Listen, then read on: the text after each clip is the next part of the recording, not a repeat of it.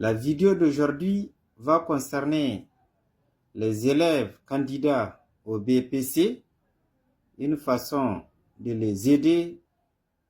Donc, par rapport au chapitre synthèse de l'eau, comme nous avons déjà fait une vidéo sur laquelle on a parlé de l'électrolyse de l'eau, ce sont les deux premiers chapitres de chimie niveau 3e.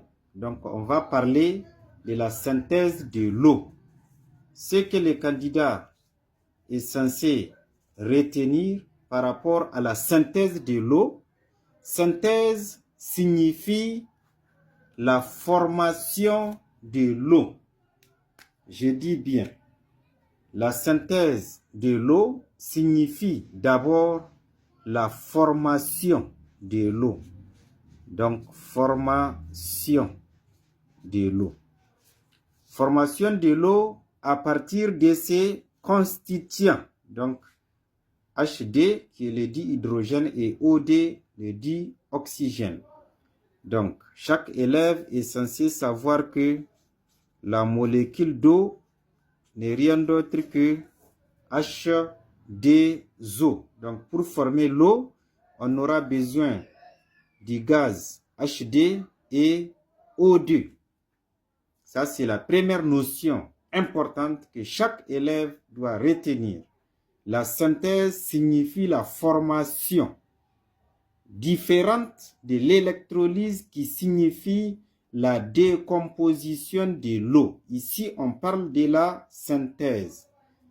Donc, deuxième information importante, pour synthétiser l'eau, on aura besoin d'un appareil qu'on appelle édiomètre.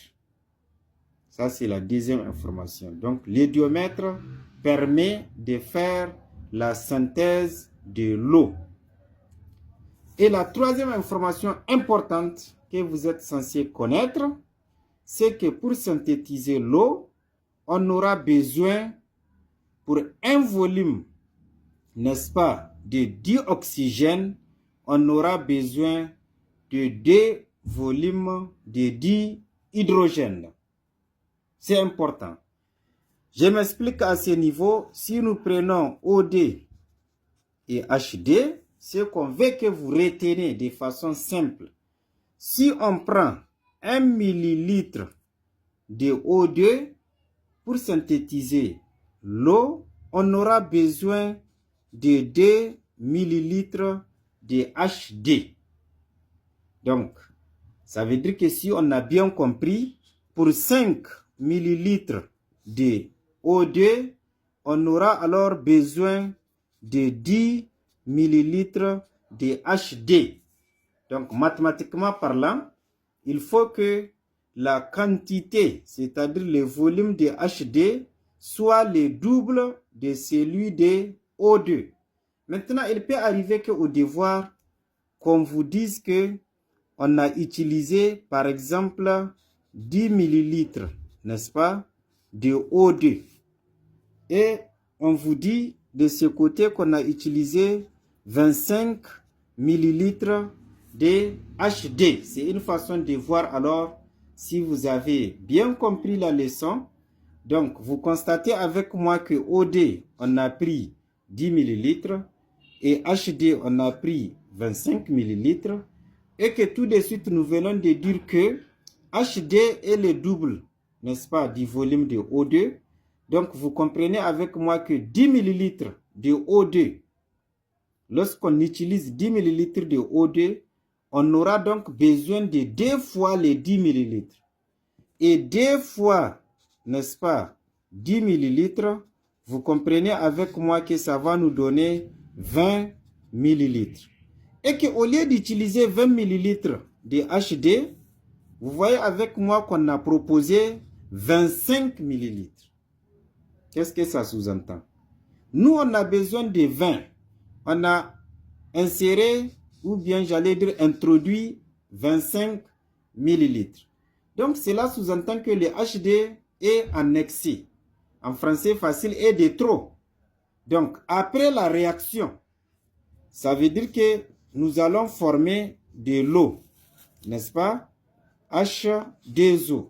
Donc, on aura besoin de 10 ml pour O2 et 20 ml pour HD. Et on demande au candidat dans ce genre de situation quel est le gaz restant après la réaction. Donc, le candidat qui a bien compris l'explication sait pertinemment que c'est le HD qui va rester après la réaction. Et si nous prenons un autre exemple à ce niveau, si on prend 5 ml pour O2 et nous prenons, donc dans le même cadre d'idée, si nous prenons 8 ml de HD, le candidat qui a bien compris son cours va alors se dire que si HD est 8 ml, donc les 8 divisé par 2, ça va nous donner 4. Ça veut dire que malgré qu'on a donné 5 ml, il va rester 1 ml pour les gaz dit oxygène après la réaction.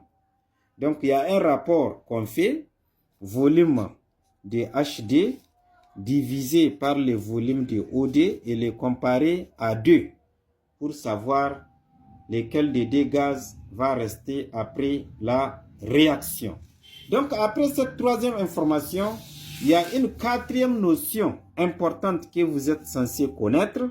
Ce n'est rien d'autre que l'équation bilan de la réaction, c'est-à-dire HD plus OD qui va nous donner alors H2O.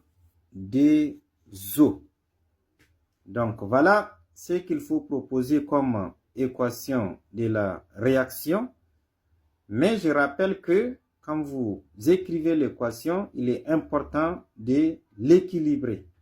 Et pour l'équilibrer, vous constatez avec moi que l'oxygène, on a 2 atomes. Donc, il faut multiplier ici par 2 pour avoir de part et d'autre de la flèche des atomes d'oxygène. Et là, après l'oxygène, vous voyez que 2 fois 2, ça fait 4. Donc, c'est comme si on a 4 atomes d'hydrogène.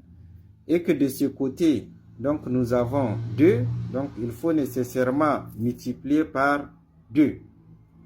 Donc, après avoir proposé l'équation bilan de la réaction, puis l'équilibrer, il est important d'établir les bilans molaires.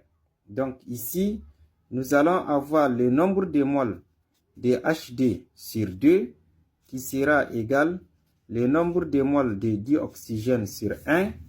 Donc, c'est la même chose que le nombre de moles de H2O divisé par 2. Donc, voilà ce qu'il faut retenir par rapport à la dernière étape. Donc, comme information à connaître dans la partie synthèse de l'eau. Donc, le bilan molaire que nous venons d'écrire va nous permettre de répondre aux questions qui nous seront posées. On peut par exemple nous donner le volume de HD, n'est-ce pas, dans l'énoncé. Et une fois qu'on a le volume de HD, on peut déduire le volume de OD, puisque nous connaissons la relation V de HD égale à 2 fois V de OD. Maintenant, si dans l'énoncé, nous connaissons le volume molaire, on peut donc déduire le nombre de moles de HD ou le nombre de moles de O2. Et connaissant l'un des deux, on peut donc utiliser ces bilans molaires pour déterminer la masse d'eau formée. Donc voilà ce qu'il faut retenir par rapport à ce cours. Merci, chers candidats, pour votre compréhension et de bien vouloir essayer afin de retenir correctement